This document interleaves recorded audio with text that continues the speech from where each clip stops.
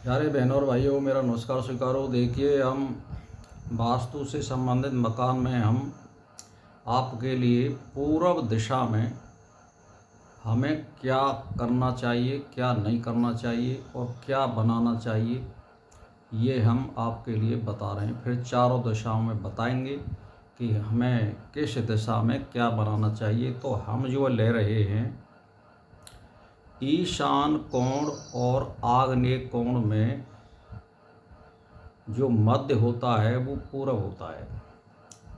इसको आप ऐसे समझिए जैसे हम किसी कॉपी को ले रहे हैं, तो हमारी जो कॉपी का जो पन्ने का जो भाग है, ऊपर वाला वो पूरब का है और नीचे वाला पश्चिम का है। और जिधर से पन्ना खुला रहता है उधर दक्षिण भाग है, और जिधर से पन्ना जुड़ा रहता है उधर जो है उत्तर भाग होता है। आप इसको इस तरह से आप जान लीजिए। तो मैं जो बता रहा हूँ वो बता रहा हूँ, ईशान और आग्नेय कोण के मध्य पूरब दिशा होती है, उसमें हमें क्या बनाना चाहिए। तो देखिए, हम इसमें दिशा में हम कॉलम करेंगे। 5 कॉलम हम करते हैं इस दिशा में। तो हमने आपको बताया था पहले ही कि ईशान कोण में इष्ट देवता होता है, वो एक कॉलम हो गया। फिर उसके नीचे कॉलम हो गया औषधि ग्रह। फिर अब आप आग्नेय कोण की तरफ चढ़िए, उसको थोड़ा छोड़ करके सर्व वस्तु भंडार, विविध वस्तुएं, अनेक प्रकार की वस्तुओं का आप भंडार कर सकते हो। नीचे फिर जहाँ औषधि है या वस्तु भंडार है, उसके नीचे आप एक खाना छोड़ दीजिए, उसमें कुछ भी आप रख सकते हो, एक्स्ट्रा रख लीजिए उसको। उसके बाद में फिर आता है आपका श्री ग्रह यानी स्नान ग्रह। इसमें आप पूरब दिशा में बीचों बीच में नाप करके, जैसे मान के चलिए कि भाई आपका दीवार जो है पूरब की यानी ईशान कोण और आग्नेय कोण के बीच में 20 फुट की है, तो दोनों साइड में आप 8-8 फुट छोड़ दीजिए और 4 फुट में आप स्नान ग्रह बना लीजिए, यानी बीचों बीच में होना चाहिए वो। इसको श्री ग्रह भी बोलते हैं। फिर उसके बगल में आप आग्नेय कोण में चलिए, दधि मंथन ग्रह।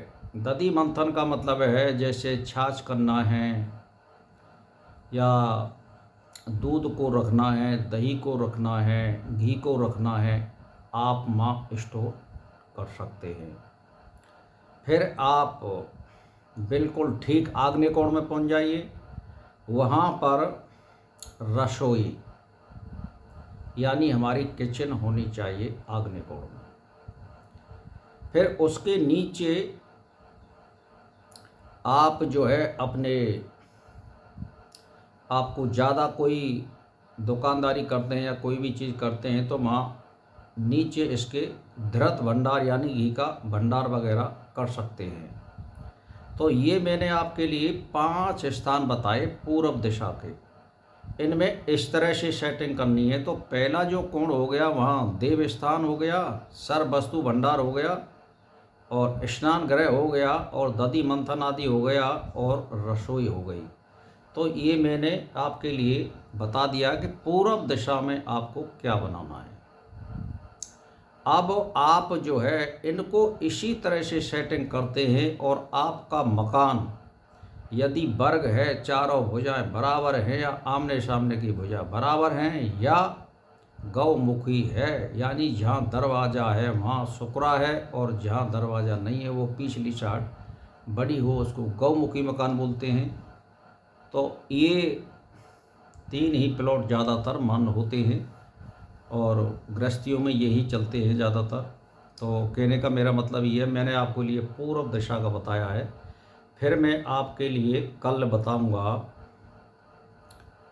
यानी दक्षिण दिशा का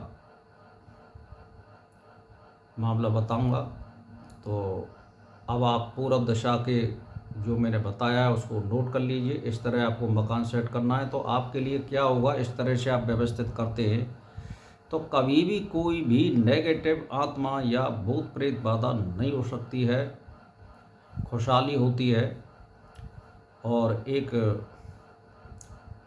सुखपूर्वक और उल्लासपूर्ण वातावरण बना रहता है। तो ये मैंने पूर्व दिशा का बता दिया है। तो भाई और बहनों, मेरा इसी के साथ नमस्कार स्वीकार हो।